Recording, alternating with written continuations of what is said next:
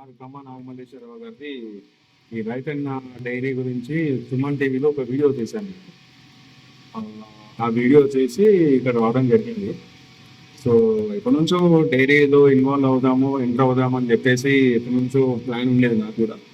Experience లేదు కదా అని చెప్పేసి చూస్తున్నాను. అనుకోకుండా రావు గారి వీడియో ఒకటి చూడడం జరిగింది. అది చూసి ఇక్కడికి వచ్చాను నేను.